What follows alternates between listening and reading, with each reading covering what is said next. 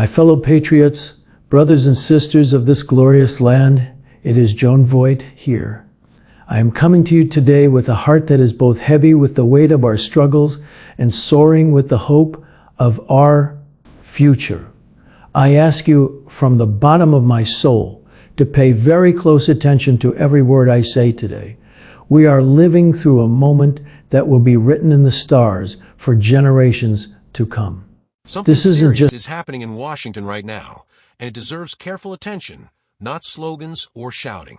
A sitting member of Congress has openly vowed to resist federal immigration enforcement under President Trump, while lawmakers are calling for subpoenas tied to her own immigration history. This isn't about personalities or party lines. It's about whether the law applies equally to everyone and what happens when an elected official challenges that idea. Tonight, we're going to slow this down, walk through what's being claimed, what's being investigated, and why this moment matters far beyond one politician. This isn't just a video. It's a message of truth that needs to reach every corner of this nation. Please, before we begin, subscribe to this channel and like this video. By doing that, you aren't just supporting a channel, you are standing with the truth, and you are helping this message of light break through the darkness. We must stay united. We must stay strong. Now, let us look together at the truth of what is happening in our beloved Washington. My dear friends, it is January 8th, 2026 and I am sitting here reflecting on the incredible journey we have shared. You know me from the screens, from the stories where heroes face impossible odds. But today, the real hero doesn't wear a costume. He wears the mantle of the *47th President of the United States, our leader, Donald J. Trump. I have seen many leaders in my 87 years on this earth, but I have never seen a man with a heart so big for his people, a man who stands like a lion against the wind to protect our families and our children. But as we celebrate the return of strength to the White House, we are also seeing something that brings tears of sorrow to my eyes. Just yesterday, on January 7th, we witnessed a shocking display of defiance. Representative Ilhan Omar, a woman who was given the greatest gift in the world, the gift of American citizenship, stood up and vowed to resist the lawful mandates of our president. It breaks my heart. It truly does. To see someone who has been blessed by this soil turn their back on the very laws that keep us safe. She spoke against the efforts to secure our borders, efforts that are meant to keep every little boy and girl safe in their beds at night. As I speak these words, I feel a lump in my throat because I love this country so much. I think of the many people who wait years, who cry and pray just for a chance to call themselves Americans. When someone in power treats that blessing like it's nothing, it's like a wound to the spirit of our ancestors. But listen closely, because there is justice in the air. Representative Nancy Mace and other brave souls in the House have stood up. They are moving to look into the records, to see if the truth was told when those papers were signed. They are talking about denaturalization, a big word that just means if you got your citizenship by not telling the whole truth, you shouldn't be allowed to keep that special seat at our table. This is a high-stakes moment, like the final scene of a great film. But the stakes are our very lives. President Trump is not acting out of anger. He is acting out of love. He is putting America first because he knows that if we don't have rules, we don't have a home. The era of ignoring our laws is coming to an end. And while it's a hard road, it's the road that leads back to the light. My heart is full of tears for the division. But I am so proud of our president for having the courage to say the truth matters. My friends, my dear fellow Americans, I want you to close your eyes for just a moment and think about what it means to be a citizen of this magnificent land. Think about the brave men and women who stood on the decks of ships, looking at the Statue of Liberty with tears streaming down their faces, praying for the chance to breathe the air of freedom. Citizenship isn't just a piece of paper. It's a sacred promise. It's a vow to love this country, to protect her, and to follow the rules that keep us all together as one big family. When you enter a home, you respect the father and mother of that house, don't you? You follow the rules because you love being part of that family. But today, my heart is breaking, truly breaking, because we are seeing someone who was welcomed into our home with open arms, someone who was given the high honor of serving in our government, turning around and trying to break the very walls that protect us. Representative Ilhan Omar has stood up and said she will defy our president. She said, "We will not leave, even when the laws say it is time to make things right." It feels like a spear to the heart of every patriot who has worked hard and followed the rules. I think of the many people I've met in my life. People who came here from far away and worked 3 jobs, who saved every penny just to see their children grow up in a place where the law is king. They did it the right way. They told the truth. And now we are hearing reports that there might have been lies told a long time ago. Lies about marriages, lies about who was who, just to get a foot in the door. If that is true, it is a betrayal of every honest person who waited their turn. Oh, my fellow Americans, my heart is so heavy as I speak to you now. I want you to think about something very simple, something even a 10-year-old child can understand. Imagine you have a beautiful secret garden. You worked so hard to plant the flowers, to pull the weeds, and to make it a safe place for your friends to play. You have a fence around that garden, not because you hate the people outside, but because you love the people inside. You want to know who is coming through the gate so you can keep the bad bugs out and make sure there's enough water and sunshine for everyone. That garden is our country. And the fence, those are our laws. But what happens when someone climbs over the fence in the middle of the night? What happens when someone tells a lie just to get a key to the gate? It isn't fair to the children who are already playing. It means there might not be enough snacks for everyone, or the toys might get broken. That is what happens when people ignore our immigration rules. It's not about being mean. It's about making sure our garden, our schools, our hospitals, and our neighborhoods stays beautiful and safe for you and your families. I've seen the reports, and they make me want to weep. In places like Minnesota, our schools are getting so crowded that teachers have to talk to students in the hallways because there aren't enough desks. Our precious tax dollars, the money your moms and dads work so hard for, are being drained away by people who didn't follow the rules. It makes me so sad to think that an American child might have a harder time learning because the classroom is full of people who shouldn't be there. President Trump, our 45th and 47th president, sees this pain. Oh, my brothers and sisters, if you could only see the letters I receive from the quiet towns and the bustling streets of the heartland. There is a deep, aching pain in the soul of our country right now. I want you to imagine a grandmother in Minneapolis. Let's call her Martha. Martha has lived in the same house for 50 years. She's watched her children grow, her grandchildren play, and she's always believed in the American dream. But today, Martha is afraid. She sees her neighborhood changing, not with the beautiful colors of legal immigration, but with the shadows of uncertainty and the weight of a broken system. When President Trump sends help to these communities, when he sends the 2,000 brave federal agents to root out fraud and protect the innocent, he is doing it for Martha. He is doing it for every person who feels like they've been forgotten in their own home. But then we see someone like Representative Ilhan Omar standing in the way.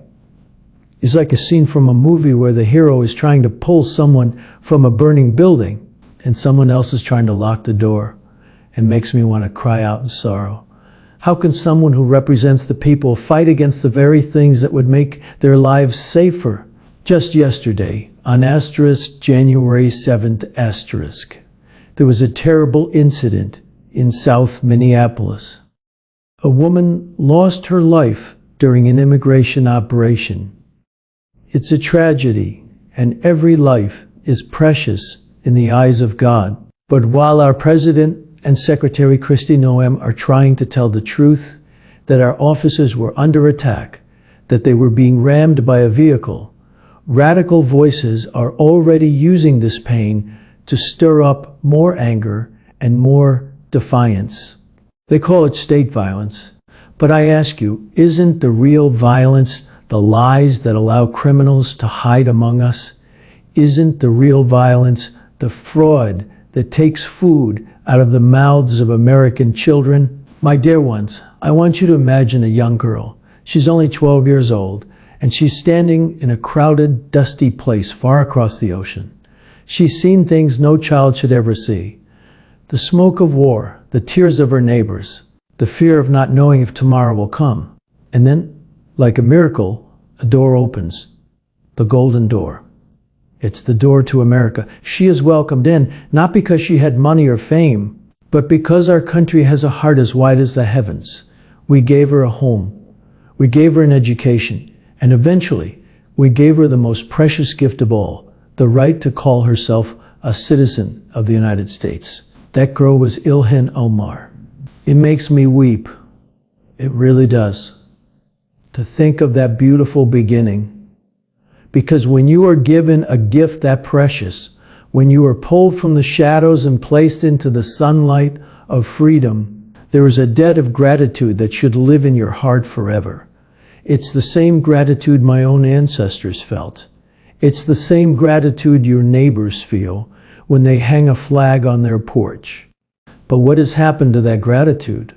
Where did the love go? Instead of a song of thanks, we hear a shout of defiance.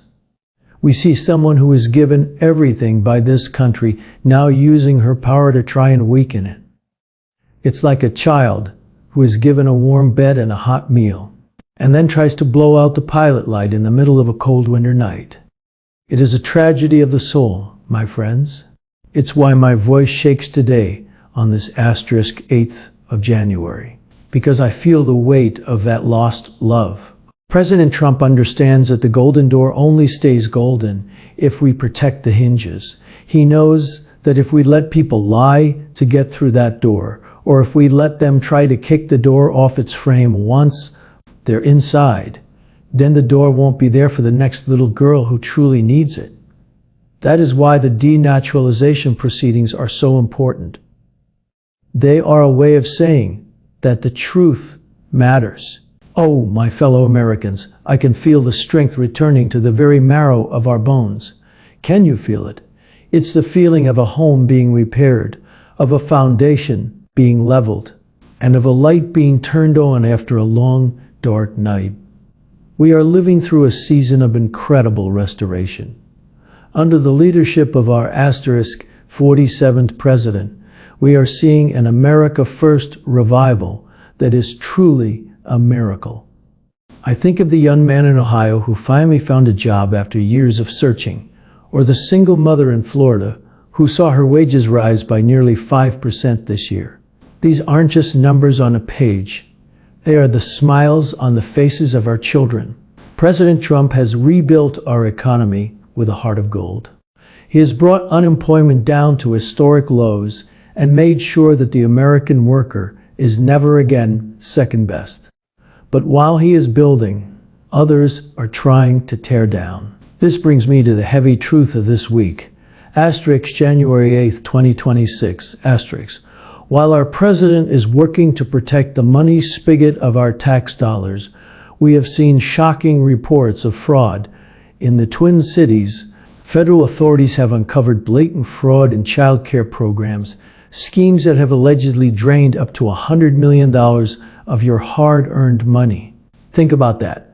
That is money that should have gone to your children's education, to our veterans, or to fixing our roads. And yet, when Representative Ilhan Omar sees the president sending 2,000 federal agents to Minnesota to stop this theft, she doesn't cheer for justice. She calls it terror. She vows to resist. My friends, I want to ask you, since when is stopping a thief considered terror? Since when is asking for an audit of immigration records considered cruel? My fellow Americans, I want you to take a deep, deep breath with me. Can you feel the strength of this great land? Can you feel the courage of the millions who came before us? We are a people of spirit, a people of heart, and most of all, we are a people of unwavering truth. I see it in the eyes of our brave law enforcement officers who put on their badges every morning, not knowing if they'll make it home for dinner, all to keep our streets safe.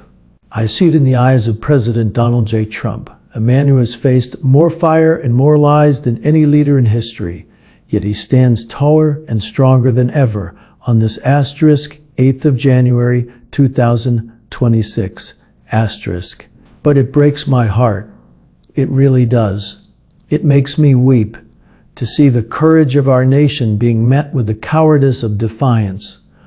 Just yesterday, a tragedy occurred in Minnesota that should have brought us all together in mourning.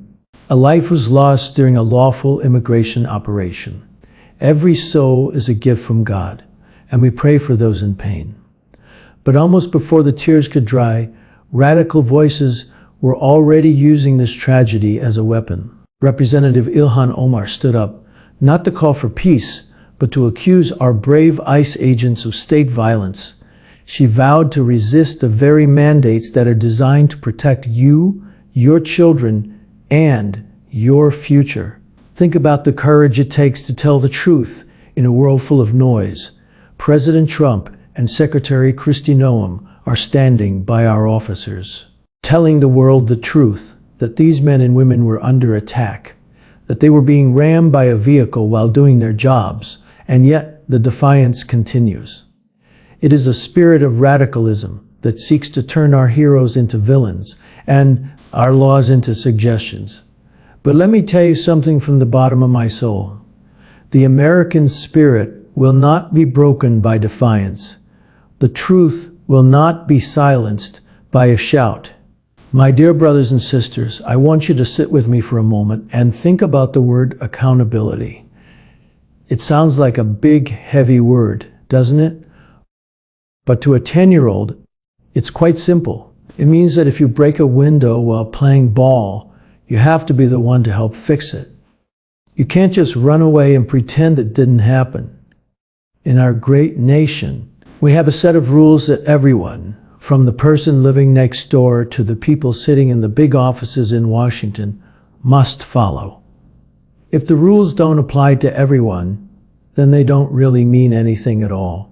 As I speak to you on this asterisk 8th of January, 2026 asterisk, my heart is trembling with the importance of this moment. Just yesterday, a very brave man named Representative Tim Burchett stood up in our Capitol. He didn't just give a speech. He took action. He called on the House Intelligence Committee to subpoena and release the immigration records of Representative Ilhan Omar.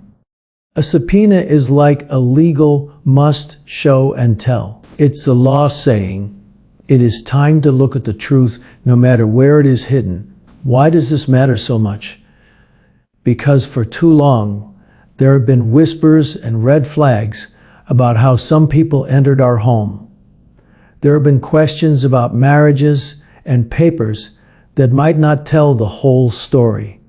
If someone used a lie to get a seat at our table and then used that seat to try and tell the rest of us how to live, that is a broken promise to every single one of you. President Trump, our 45th and 47th president, knows that a nation without truth is like a ship without a rudder. He is supporting these moves for accountability because he loves you. He wants to make sure that the people making our laws are people who respect our laws. My dear ones, I want you to take a moment and look out your window. Imagine the sun just starting to peek over the trees, casting a warm, golden glow over the houses and the streets we love so much. That is the feeling of hope, That is the feeling of a new morning for our beloved America. We have walked through a very long and very dark valley, but I can tell you from the bottom of my soul, on this asterisk 8th of January, 2026 asterisk, we are finally climbing out. We are seeing a restoration of the things that truly matter. Truth, honor, and the deep, abiding love we have for one another as fellow citizens. It makes me weep. It really does. To think about the families who have felt so lost for so long. I think of the children who will now grow up in an America where the laws are respected and where every person is held to the same standard of truth. This is the world President Trump is building for you. When he stands firm against the radical defiance of Representative Ilhan Omar, he isn't doing it for himself. He is doing it for that little boy in Minnesota who deserves to go to a school that isn't overcrowded by fraud. He is doing it for the father in Ohio who deserves a job that isn't taken away by someone who didn't follow the rules. He is doing it for you. The denaturalization proceedings we've discussed are like a deep cleaning of our national home. When you clean your house, you don't do it because you're angry. You do it because you love your home and you want it to be a healthy place for your family. We are sweeping away the falsehoods and the secrets that have been hidden in the corners for years. We are saying that the America First promise is a promise of integrity. And as the truth comes out, the shadows of the squad and their resistance are beginning to fade in the light of our shared resolve. My dear friends, my fellow patriots, we have reached the end of our journey today, but in truth, we are only at the very beginning of a much larger story. As I look into the lens and think of all of you across this magnificent land, I feel a warmth in my heart that I can only describe as the pure, unadulterated love of country.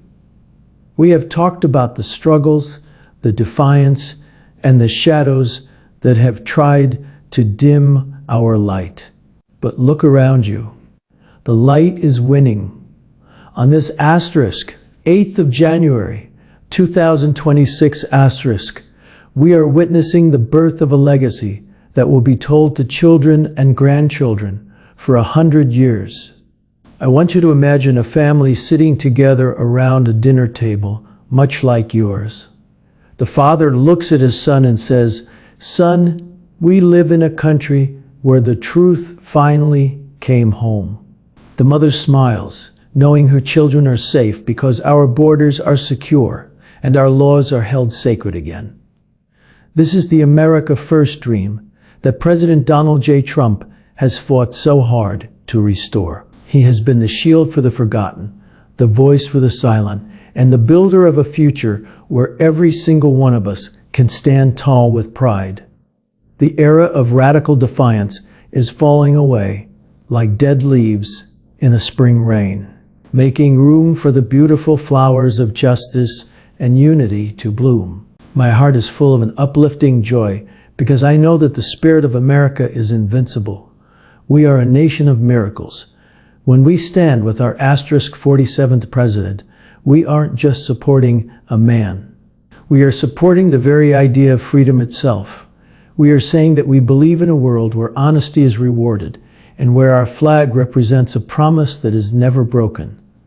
The tears we shed today are no longer tears of sorrow, but tears of profound gratitude. We are home, patriots. We are home. Now, I want to ask you to do something very special. If this message has touched your soul, if you feel that fire of patriotism burning in your chest, then please subscribe to this channel right now. Like this video and leave a comment below telling the world why you love this great nation. Let's create a wave of positivity that drowns out the noise of the past. Share this with your friends, your family, and everyone who needs to hear that hope is alive. Together, as one family under God, we will keep making America great forever and always.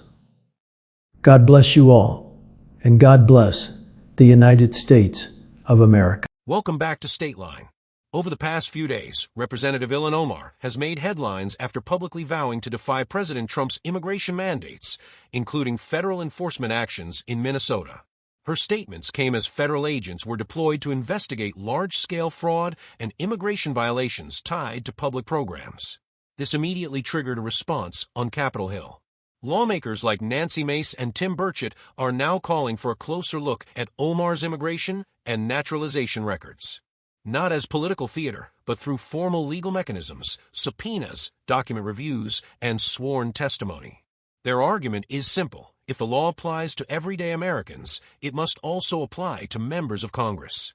The word being used is denaturalization, and it's important to be precise here. Denaturalization is not deportation by opinion. It is a legal process that only applies if citizenship was obtained through material fraud or false statements. It has existed for decades and has been used under multiple administrations, Democrat and Republican alike. Supporters of the investigation argue that unresolved questions surrounding past immigration filings, including marriage documentation, deserve lawful review, especially when the individual in question is actively resisting enforcement of the very laws she is sworn to uphold. This controversy intensified following a tragic incident in South Minneapolis during an immigration operation that resulted in a death. While all sides acknowledge the loss of life as tragic, the disagreement centers on facts.